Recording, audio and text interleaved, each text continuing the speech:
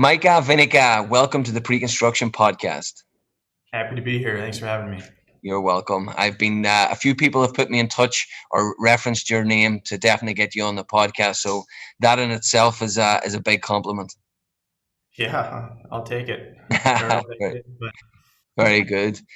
So there's a lot to get through. I know we spent about 10 or 15 minutes kind of giving me picking your brain on your background and your history and your culture. So I want to get through quite a lot of it in the next 45, 50 minutes.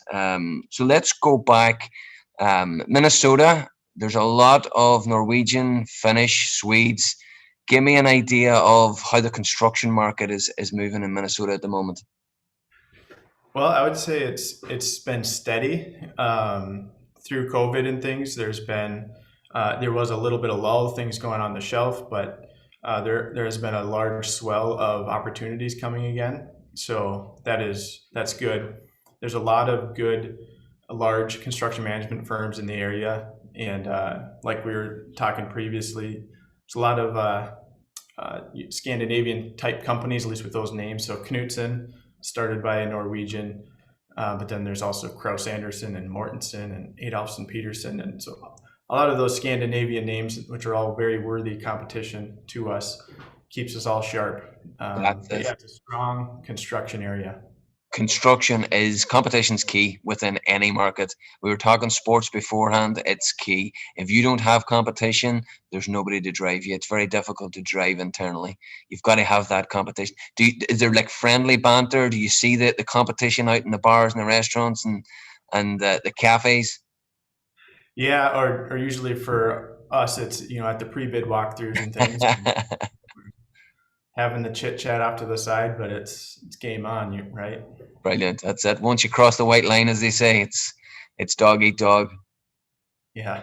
Very good. Okay, well, listen, let's go. Let's bring it back in relation to yourself. Were you always destined for construction, or what was the dream? I know you mentioned a little bit of were you always dreaming to become an ice hockey player, or was there construction in there as well? I was actually early on. I always wanted to be an architect, or I thought a drafter.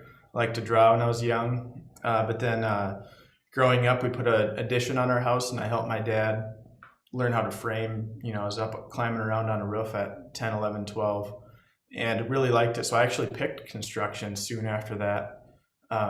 Became a carpenter right out of high school. Worked on a framing crew, and again, loved hand framing roofs and remodeling and doing any bit of it. I really enjoyed it. So I always planned to be in construction. So went into the field, but with the goal of getting a construction management degree to either own my own company or work for a construction firm. So to keep going, I started night school as a carpenter and then chipped away at it. And I actually was going to quit to go full time school. And the guy I was working for at the time, he's a smaller custom home builder. He talked me into coming into the office and just learning as I go through school to start managing projects. So I was 20 years old and I started building my first custom home for him. And I did anything from decks to remodels to custom homes. We did a few a year and learned a lot, did a lot of things wrong, but just, yeah, kept learning and growing from each project to project. Brilliant. Yeah, What a go gr- ahead. what a great way to learn. Studying and actually putting the practical experience, getting the practical experience. I mean, starting on the tools as well. I think's important. I get a lot of people here, and I speak to a lot of people that didn't go on the tools, didn't get the field experience, came straight out of a construction management degree and straight into VDC or BIM or pre-construction estimating, and it's difficult to comprehend the difficulties on site or kind of to understand them within the construction management degree. What was the most important things covered in that? I mean, if you've listened to my previous podcasts, I'm a stickler for what the kids are getting taught in schools. I don't think there's enough emphasis put on pre-construction and estimating. What was it like at University of Minnesota? Sure. So I actually probably uh, was more interested in the connections I was making, and there was professional instructors that had industry projects. So I looked at a chance to meet them and to get toe into the industry. And then also the students and my peers, it was good because it was mostly an evening session, so a lot of professionals that were going through the program. So that was good for me, and also um, some of the legal and business aspects to me were really helpful that I could apply right away. So the contracting, and then just the 101s of scheduling, maintain or managing risk, things like that. I don't remember really uh, all the generals and things that you have to take. You know, it was just more like getting those out of the way. But I love the construction courses, all of them, partly because I could apply them back at my day job. Yeah, yeah, and I think, I mean, just to give you kind of a rundown, I did engineering degree electrical, but I didn't work in the field either previous to my degree, during my degree, or after my degree, and it was really difficult to visualize what was going on and visualize how to actually implement what I was learning. So that was a great start for you. And then after that, you went into the field, which again, was that a conscious decision or was it just a natural decision coming out of a construction management degree? To go into what was that? It straight into project management into the field rather than go into pre-construction. Yeah, so I think, well, as a residential PM, I was doing all my own estimating as well as managing the job site. So I was kind of doing everything. And I liked all of it. I didn't really gravitate one way or the other until I got into pure project management for a commercial contractor, which is Knutson. Uh, that's, I felt like I was a really good project manager. I was very organized and I liked to run a very efficient project that was communication was flowing and all of that. Um, and it wasn't until I was maybe in that, and then I was offered a chance to switch to pre-con, and I was more explained on what that could be. Is then when I remembered thinking back to building homes, I really liked that upfront planning. You know, going through selections, figuring out what they could afford, controlling that budget, working close with architects and clients. So then, yeah, I just kind of made the choice. I'm the type that I'm still open to any part of construction. Uh, and I feel like I can make an impact anywhere I'm at. And right now I'm in pre-con and I still plan to be in pre-con for a long time, but I like all of it. Brilliant, yeah. And Knutson giving you that opportunity to do project management within commercial construction, your first commercial construction experience. I mean, that was a big move for you. And you stayed there for 3 years and then went into pre-construction. Would you say your skill set and your background and just the enjoyment, you mentioned you like the schedule and the risk factor, the contracts. Would you say you're always destined for pre-construction, or would you say that you could have easily stayed in project management? I would say I could easily stay in project management, but one thing that I've realized that I don't think people realize the skill it takes. I feel like it takes a special person that can do pre-con and do it well. And not it's not just being able to count doors. It's being able to do all of the communication side of pre-construction and managing clients and the design teams, things like that. Um, and what I was told a while back, and I actually think it's true, is that they're just a dime a dozen, right? Or it's a lot harder to find a good quality pre-construction manager. There might be one for every 10 good project managers, right? So um, it was almost kind of making myself a little bit more rare and needed in the industry. So kind of a job security thing too. Yeah, absolutely, Micah. And we talked about it offline there. I mean, pre-construction at the minute, the kind of proportion of people moving into pre-construction compared to operations is still disproportional. There's too many people in operations, and I find, and I've predicted that this year and next year, the really good operations guys will be more involved in pre-construction, if not completely move over to pre-construction, because I think that's where the real value add to the client will be. Having somebody experienced like yourself who's been on site, who's done the projects, who's walked them, who's walked the walk, has now got to talk the talk within pre-construction, and it just sets a client at ease when you're talking through projects and the challenges that are going to be coming up. But one thing I loved about your background, and obviously you're still a young guy, is your progression when you, in 2016, when you moved into pre-construction, you've progressed very, very quickly to now managing a department. Talk me through that. Sure, I think similar to my whole career. I don't feel like it's anything that I was even deserved, but I just say yes to everything. And when there's opportunity there, I'll try to grab it. So I would recommend it to anyone that wants to.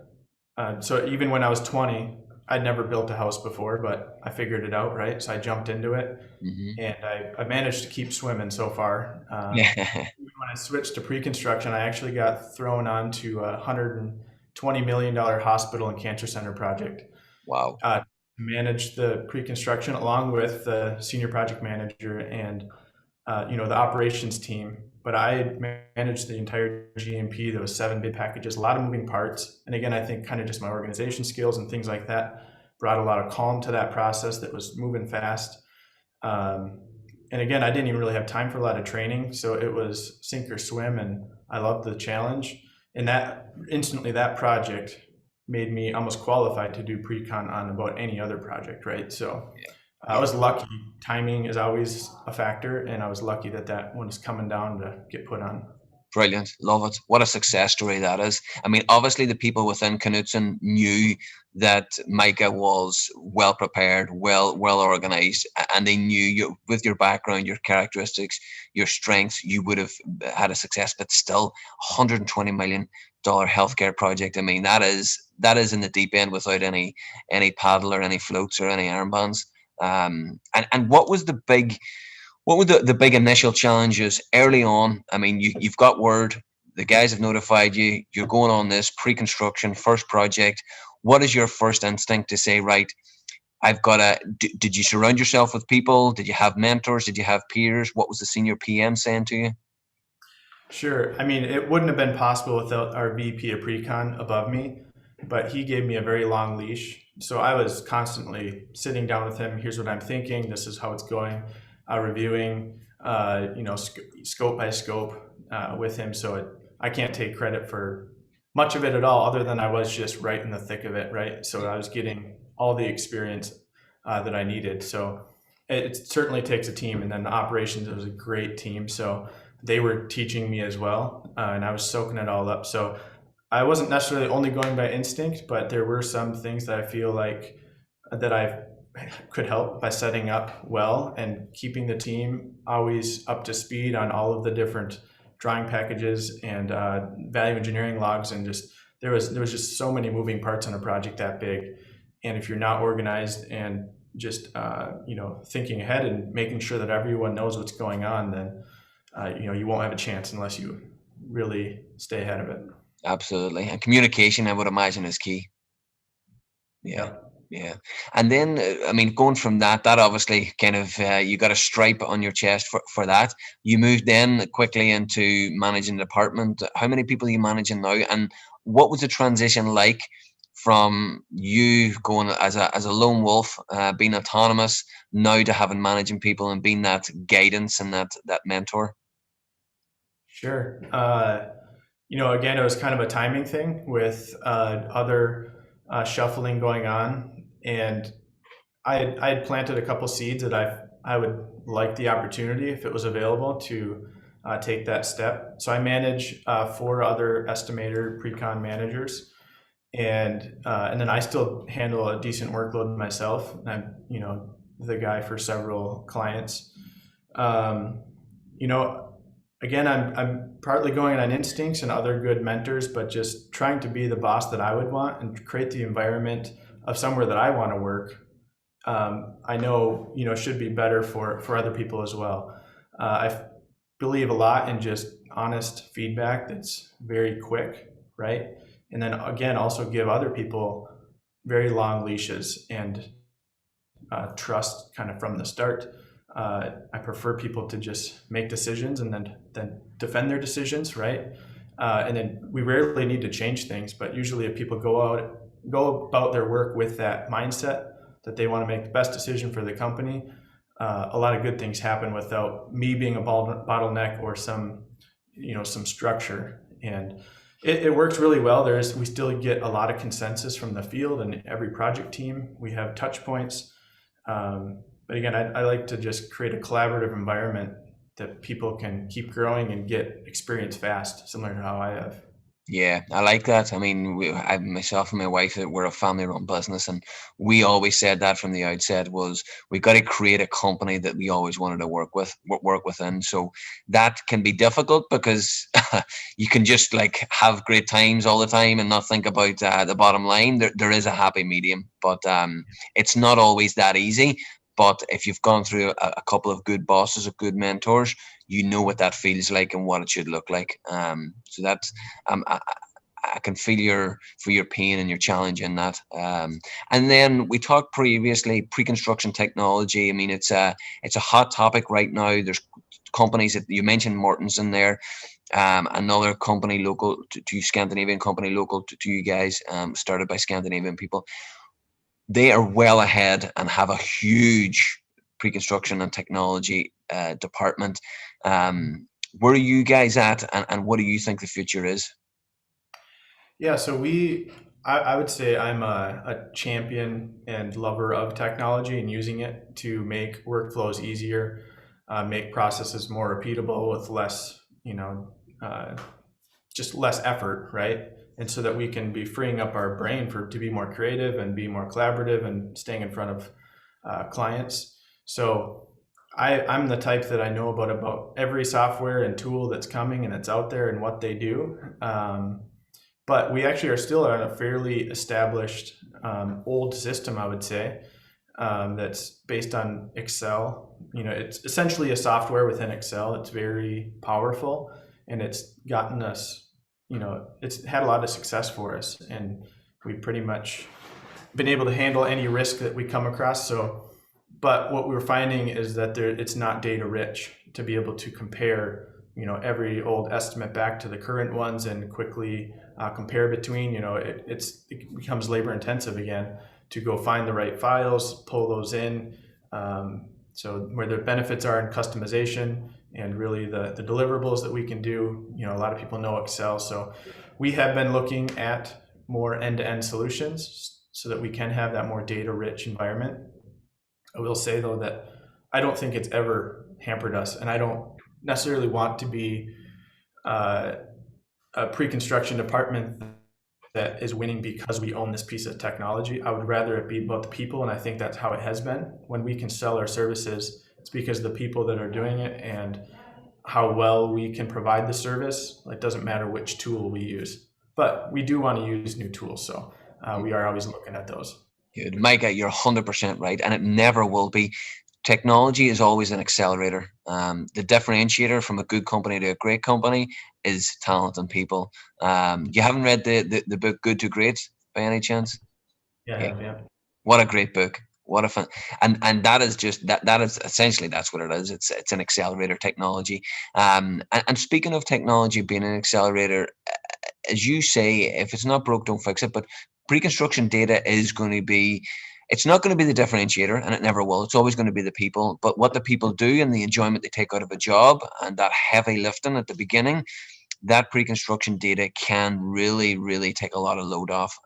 Now, when integrated properly into your workflows, and I think the Will Center podcast, I don't know if you caught it, the pre-construction, he's a VP of pre-construction at Skanska. They started this process where you're at 6 or 7 years ago, and they are now, not now, but over the last 3 or 4 years, really reaping the rewards.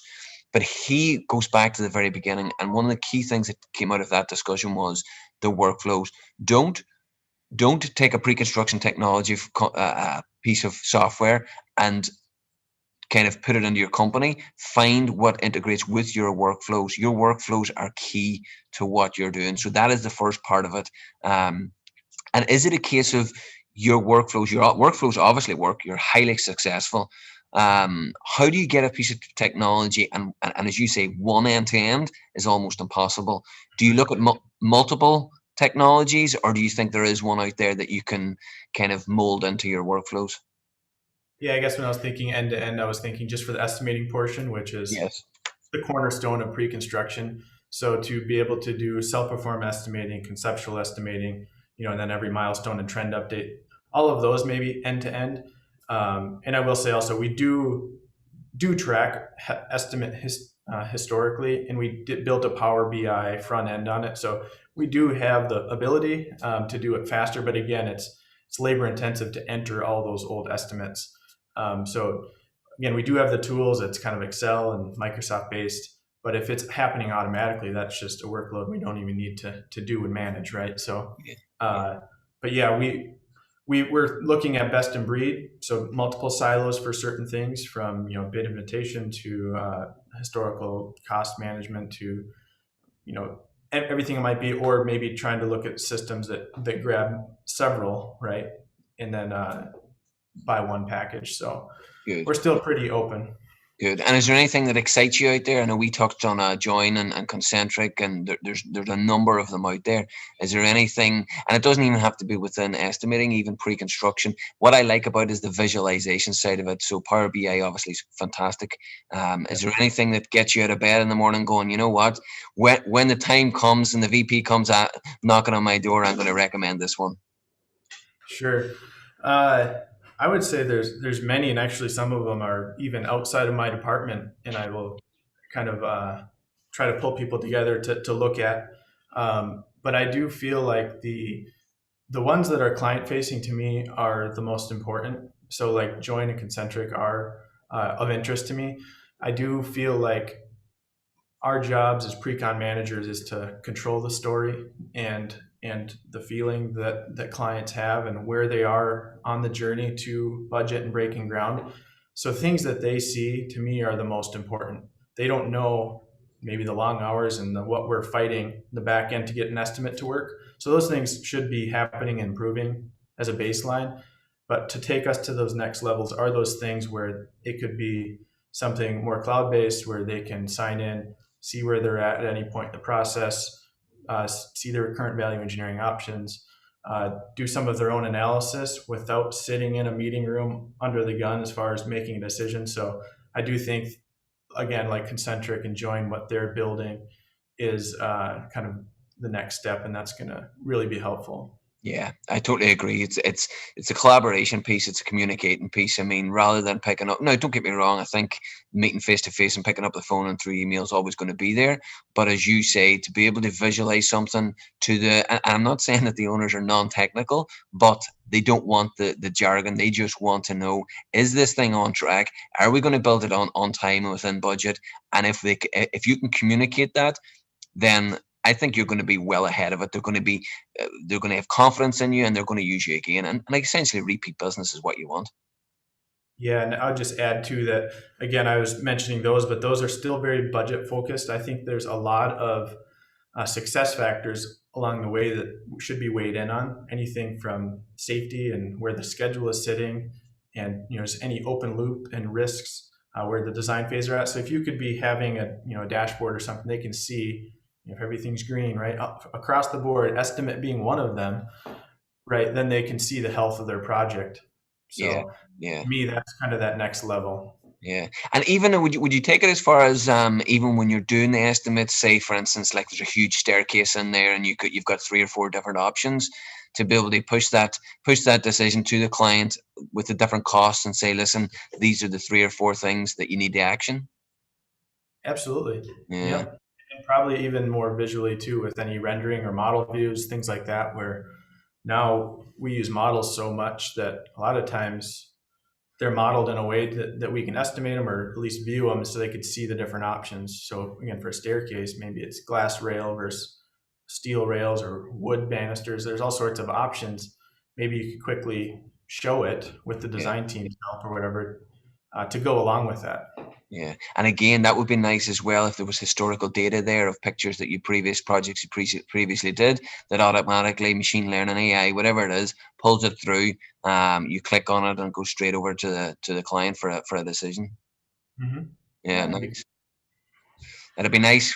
We will keep dreaming about that. You mentioned the model side of things. Are you seeing a lot of more models, more detailed models coming through from architects, designers? And is how much of that are you guys using? Are you just using it as a market and visualization piece? we use it as much as possible. Right. A lot of times we are in a model environment before the architect. So if we get a hand sketch, we a lot of times we'll put it in Revit to get the mass quantities of the skin shape massing to then inform our conceptual estimates. And then again, we have a visual tool to show the owner, this is roughly what we have. If you have building here in a basement, a skyway, all these things, even just at a high level, so they can understand the scope.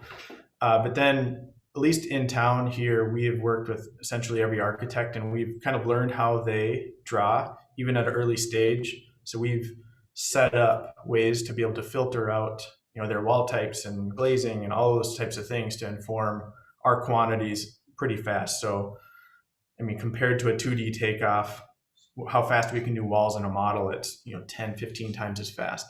And we still own the quantities, and we're not depending on the architect. If they don't draw a door, we still know that every room needs a door, right? So we still own the quantities through and through. So as soon as we can share a model, we like to, and so that we can update our estimates that much faster. Brilliant. And do you get good feedback from the architects to be able to say, you know what, Knutson do an incredible model. This is the company I want to work for. This is the company that I want to build my client's project. I don't think it's because of our modeling skills, but I think when they see just how quickly we're able to respond to them, as they are maybe playing with options, and they're saying, well, we want to cantilever this or push this or go an extra level, and how fast we can let them know those cost impacts before they go down too far down a path. That's what they appreciate, that they don't need to wait 2 weeks for a response on what does this cost, right? Brilliant. So yeah, we get a lot of good feedback on that. Super. And as you say, the clients, and this is the thing as well. I mean, I always talk about the three-legged stool. You've got the architect, the client, and the construction company, the GC. I think that tool that you're talking about, the collaboration tool, the staircase. I think if everyone is tuned into that and has got certain administrative rights or access to certain information, I just think it would make everybody's life so much more easy. Yeah. Yeah, I can picture it, but I don't know who's going to be the one to take the ball with it, right? Oh, big time. Well, when they do, they're going to be worth a few penny. Yeah, exactly. Yeah, good man. Okay, well, listen, let's get back to pre-construction. What's the future of Knutson? I know you guys are major healthcare builders. How are you finding that market? Is there any other markets that you're getting into? Do you just get involved in this Amazon boom, warehouse logistics, distribution centers? Sure. So yeah, we are very strong in healthcare, and we have a deep portfolio and resume, and we're always chasing those next healthcare projects. We're also seeing a lot of new biotech. So this Twin City area has a lot of medical device companies and just research companies that deal with kind of in the biotech space. We have a good resume in labs and research space, and then we do a lot of higher ed. And as far as distribution and some of those big industrial, we have not done anything of that scale like the Amazon's building. We certainly love to and have the capability, but we haven't got that first big one yet. But again, I think that would be a great market, just since that's the direction a lot of things are going, right? With the distributed distribution of products and online shopping and all of that. So. It is crazy, Micah. It is unbelievable. I put an article up on LinkedIn this morning that they're turning golf courses into distribution centers for Amazon and all these big developers. It's bananas, and at the minute we're seeing that is the biggest demand. Whether it's companies that historically have built these kind of projects, they're looking for more pre-construction and estimating talent, or it's companies that want to get into that market, and it's here to stay, unfortunately. I mean, trust me, I do not like people ripping up golf courses. I like my golf courses, but it's just the way things are going. They can't find the space elsewhere, and they're just a golf course. I think 2,000 golf courses have closed down over the last 18 months, so they're just using that space to build these things. And then give us an idea. I think I mentioned before, we relocate a lot of people around the US, and Minnesota is one of those areas. Give us an overview of what it's like in Minnesota. We talked a little bit briefly about before we started recording. For anybody looking to move to the area, what's it like to live there? Sure. Well, I love it. I'm biased because I was born here in the Twin City area. It's cold winters, but beautiful summers. It's lake country around here, and then all the way north in the state. So there's a lot of outdoor activities to do, and there's everything but mountains essentially. Uh, as far as kind of the city, it's a very clean city. I've been to many large cities, and I always feel like I hear that comment, and I feel it when I come back. It's a very clean, well run area. So I like it. I actually joke that tell everyone it's uninhabitable and freezing and don't come here. I think it's a gem. It's a Yeah, hidden. yeah, I think so as well. Anybody I speak to about the area, if they haven't lived there, they just don't know what they expect. So that's a nice it's a nice overview. Well, listen, Micah, thank you very much. You didn't disappoint all those guys, Steve Del Arto and Daryl Torres. They weren't wrong. You're a wealth of knowledge. I'm looking forward to following your career. Well, thank you for having me. Can't take any honor for myself, but I just want to do what I can with my gifts. So thank you for having me.